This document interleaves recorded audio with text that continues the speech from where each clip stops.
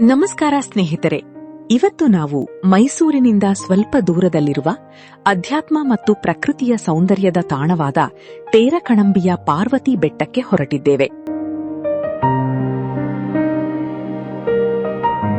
ಹೌದು, ಇದು ಕೇವಲ ಒಂದು ಬೆಟ್ಟವಲ್ಲ, ಇದು ನೂರಾರು ವರ್ಷಗಳ ಇತಿಹಾಸ ಮತ್ತು ದೈವಿಕ ಶಕ್ತಿಯನ್ನು ತನ್ನೊಳಗೆ ಅಡಗಿಸಿಕೊಂಡಿರುವ ಒಂದು ಅದ್ಭುತ ತಾಣ. ಬೆಟ್ಟದ ಮೇಲಿರುವ ದೇವಾಲಯವನ್ನು ಪ್ರವೇಶಿಸುತ್ತಿದ್ದಂತೆ ಮನಸ್ಸಿಗೆ ಒಂದು ರೀತಿಯ ಅತೀವ ಶಾಂತಿ ಸಿಗುತ್ತದೆ.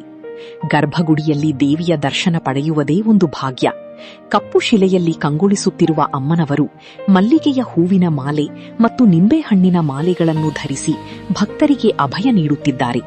ದೇವಿಯ ಕೈಯಲ್ಲಿರುವ ತ್ರಿಶೂಲ ಮತ್ತು ಆಕೆಯ ಮುಖದಲ್ಲಿನ ಆ ದೈವಿಕ ಕಳೆ ನೋಡುಗರ ಭಕ್ತಿಯನ್ನು ಇಮ್ಮಡಿಗೊಳಿಸುತ್ತದೆ. ಸುತ್ತಮುತ್ತಲಿನ ಗ್ರಾಮಗಳನ್ನು ಈ ದೇವಿ ಕಾಯುತ್ತಾಳೆ ಎಂಬುದು ಇಲ್ಲಿನ ಭಕ್ತರ ಅಚಲ ನಂಬಿಕೆ. ನೀವು ಸರಿಯಾದ ಸಮಯದಲ್ಲಿ ಇಲ್ಲಿಗೆ ಭೇಟಿ ನೀಡಿದರೆ ಸೂರ್ಯನ ಕಿರಣಗಳು ದೇವಾಲಯದ ಒಳಗೆ ಪ್ರವೇಶಿಸಿ ದೇವಿಯ ವಿಗ್ರಹದ ಮೇಲೆ ಬೀಳುವ ದೃಶ್ಯವನ್ನು ನೋಡಬಹುದು.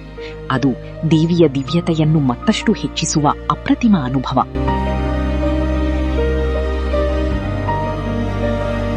ಇನ್ನು ಪಕ್ಕದ ಸನ್ನಿಧಿಯಲ್ಲಿ ಶಿವಲಿಂಗದ ದರ್ಶನವನ್ನು ಮಾಡಬಹುದು.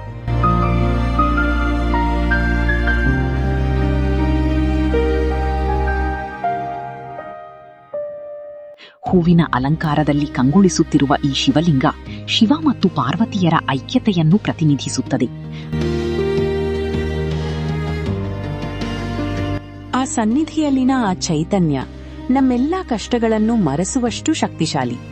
ತೇರಕಣಂಬಿಯ ಈ ಪವಿತ್ರ ಸ್ಥಳಕ್ಕೆ ನೀವು ಒಮ್ಮೆಯಾದರೂ ಭೇಟಿ ನೀಡಲೇಬೇಕು.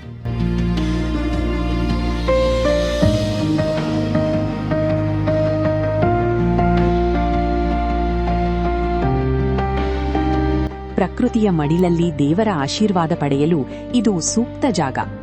ನೀವು ಇತಿಹಾಸದ ಪ್ರೇಮಿಯಾಗಿರಲಿ, ಆಧ್ಯಾತ್ಮಿಕ ಸಾಧಕರಾಗಿರಲಿ ಅಥವಾ ಟ್ರೆಕ್ಕಿಂಗ್ ಮಾಡುವ ಉತ್ಸಾಹಿಯಾಗಿರಲಿ, ಅಂಥ ಸುಂದರವಾದ ಹಾದಿಗಳಲ್ಲಿ ಸಾಗಿದಾಗ ಸಿಗುವ ಖುಷಿಯೇ ಜೀವನದ ಸಾರ್ಥಕತೆ.